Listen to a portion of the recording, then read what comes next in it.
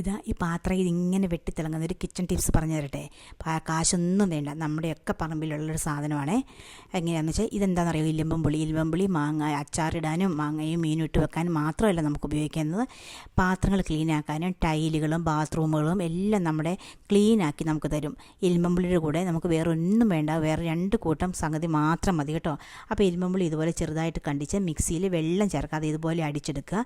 ഒരു അരിപ്പിക്കകത്തേക്ക് ഇടുക, നന്നായിട്ട് ചെറുതായിട്ട് നുറുക്കിയിട്ട് വേണം അടിച്ചെടുക്കാൻ കേട്ടോ. എന്നിട്ട് നന്നായിട്ട് അതുകൊണ്ട് ഇതിൻ്റെ വെള്ളമെല്ലാം നന്നായിട്ട് നമുക്ക് മാക്സിമം സ്പൂണും കൊണ്ട് ഇതുപോലെ അരിച്ചെടുക്കണം. നമുക്ക് വേറെ വെള്ളങ്ങളൊന്നും ഇതിൽ ചേർക്കണ്ട കേട്ടോ.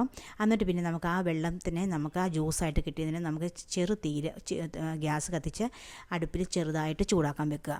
ഇതിലേക്ക് നമുക്ക് 2 കാര്യങ്ങൾ ചേർക്കണം. നമ്മൾ പാത്രം കഴുകാൻ ഉപയോഗിക്കുന്ന പ്രില്ലോ, അല്ലെങ്കിൽ നമുക്കിപ്പോൾ നമ്മൾ സോപ്പ് ഉപയോഗിക്കണമെങ്കിൽ ബാർ സോപ്പ് പോലത്തെ ഉപയോഗിക്കണമെങ്കിൽ നമുക്ക് അത് ചിരണ്ടി ഇട്ടാൽ മതി കേട്ടോ.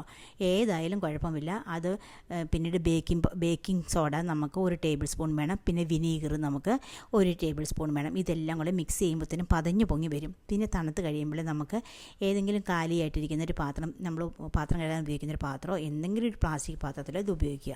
എന്നിട്ട് നമുക്ക് ഏറ്റവും അടിയുടെ ഈ ഗ്യാസിൻ്റെയൊക്കെ അടിയിൽ കരി പിടിച്ചിരിക്കുന്ന പാത്രങ്ങളില്ലേ, അത് നമുക്കൊരു 5 മിനിറ്റ് നേരം ഇത് ഒഴിച്ച് വെക്കുക കേട്ടോ.